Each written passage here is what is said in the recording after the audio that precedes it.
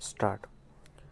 आरोपींचे विरुद्ध पोलीस ठाणे सावदा मार्फत भारतीय दंड संहिताचे कलम 325, 323, 504, 506 सह 34 खाली शिक्षापात्र असलेल्या अपराधांसाठी दोषारोपपत्र दाखल करण्यात आले आहे. परिच्छेद. अभियोग पक्षाचे खटल्याची थोडक्यात हकीकत खालीलप्रमाणे आहे. दिनांक 18/11/2015 रोजी सकाळी 9 वाजता प्रथम खबरी रवींद्र हरी पाटील त्यांचे भाऊ प्रकाश पाटील सोबत ग्रामपंचायत येथे घरपट्टीची चौकशी करण्यासाठी गेले होते. ते घरपट्टीबाबत विचारपूस करीत असताना त्यांचा मोठा भाऊ आरोपी क्रमांक 1 ग्रामपंचायत जवळ हजर होता. आरोपी क्रमांक 1 यांना घरपट्टी मीच भरेल, ती जागा तुम्हाला परत देणार नाही असे म्हणाला.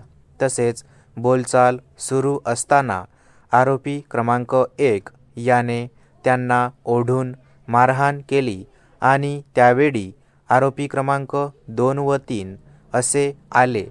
त्यांनी सुद्धा प्रथम खबरीला लाथाबुक्क्यांनी मारहाण करून प्रकाश पाटील यांना शिवीगाळ करून तुमचे तुकडे करून टाकू असा दम दिला. त्यानंतर प्रथम खबरीने सदर घटनेच्या दिवशी पोलीस ठाणे सावदा येथे फिर्याद दाखल केली आणि त्यांचे फिर्यादवरून पोलीस ठाणे अंमलदार पोलीस ठाणे सावदा यांनी भारतीय दंड संहिताचे कलम 323, 504, 506 सह 34 अन्वये अदखलपात्र गुन्हा क्रमांक 284/2015 दाखल केला.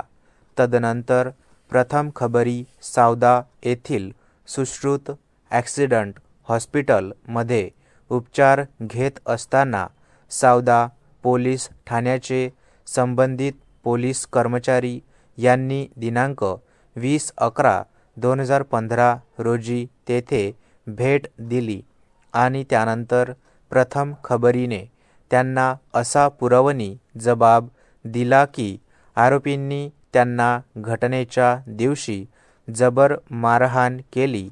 आरोपी क्रमांक 2 याने त्यांच्या पोटात आणि छातीत लाथा मारल्या आणि त्यांच्या डाव्या हाताचे बोट पिळून त्यांना शिवीगाळ केली.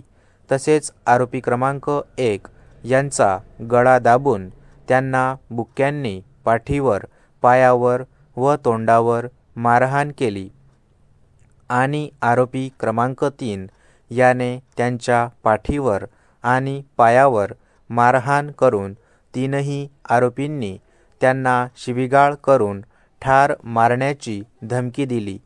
प्रथम खबरीचे पुरवणी जबाबावरून पोलीस ठाणे सावदाचे पोलीस ठाणे अंमलदार यांनी भारतीय दंड संहिताचे कलम 325, 323, 504, 506 सह 34 खाली शिक्षापात्र असलेल्या अपराधाकरिता गुन्हा क्रमांक 86/2015 दाखल केला आणि सदर गुन्ह्याचा तपास पोलीस हवालदार श्री विकास पाटील यांचेकडे सोपवला. त्यानंतर श्री पाटील यांनी त्यांचे तपासाचे दरम्यान घटनास्थळी भेट दिली आणि 2 पंचांचे समक्ष घटनास्थळाचा पंचनामा तयार केला. साक्षीदारांचे जबाब नोंदविले. प्रथम खबरीचे वैद्यकीय प्रमाणपत्र प्राप्त केले. आरोपींना अटक केली आणि इतर आवश्यक ते कागदपत्र मिळविले आणि तपासाअंती फौजदारी प्रक्रिया संहिताचे कलम 173 अंतर्गत आरोपींचे विरुद्ध न्यायालयात दिनांक 6/1/2016 रोजी दोषारोपपत्र दाखल केले. सदर प्रकरणात माझे विद्वान पूर्वाधिकारी यांनी निशाणी 16 प्रमाणे आरोपींचे विरुद्ध भारतीय दंड संहिताचे कलम 325, 504, 506 सह 34 खाली शिक्षापात्र असलेल्या अपराधासाठी दोषारोपांची मांडणी केली आणि त्यांना दोषारोप समजावून सांगितला आणि त्यांचे निशाणी 17, 17A व 17B प्रमाणे निवेदन नोंदविले. आरोपींनी गुन्हा नाकबूल केला. संपरीक्षेच्या दरम्यान अभियोग पक्षाने 4 साक्षीदारांना तपासले. अभियोग पक्षाच्या पुराव्यानंतर या न्यायालयाने आरोपींना फौजदारी प्रक्रिया संहिताचे कलम 313 नुसार आक्षेपार्ह पुरावा समजावून सांगितला आणि त्यांची निशाणी 42 ते 44 प्रमाणे साक्ष तपासणी नोंदविली. आरोपींनी आक्षेपार्ह पुराव्यास नकार दिला आणि त्यांचे विरुद्ध खोटी केस दाखल केली आहे असे कथन केले. आरोपींनी त्यांचे बचावार्थ थोडक्यात असे कथन केले की प्रथम खबरीने त्यांचे विरुद्ध खोटी तक्रार दाखल केली आहे. सदर प्रकरणात मी विद्वान सहाय्यक सरकारी अभियोक्ता व आरोपींचे विद्वान वकील साहेबांचा युक्तिवाद ऐकला. माझे विद्वान पूर्वाधिकारी यांनी निश्चित केलेले दोषारोप लक्षात घेता सदर प्रकरणात मी खालीलप्रमाणे मुद्दे काढले असून त्यावरील माझा निष्कर्ष व कारणमीमांसा खालीलप्रमाणे आहेत.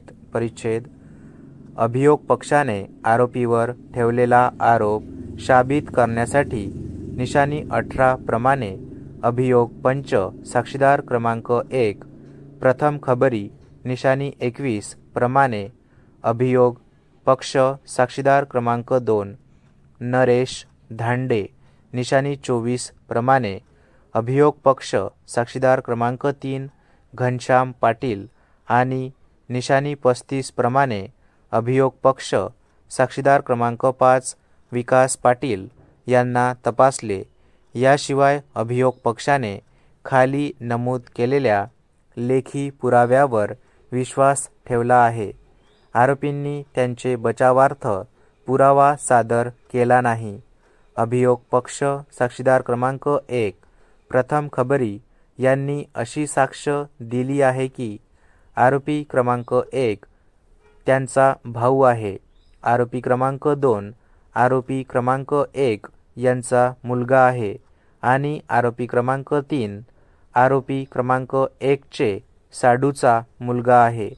घटना दिनांक 18/11/2015 रोजी सकाळी 9 वाजताचे सुमारास गावातील ग्रामपंचायत येथे घडली. त्यावेळी ते ग्रामपंचायतीचे घरपट्टी संबंधी चौकशी करण्यासाठी गेले होते. स्टॉप.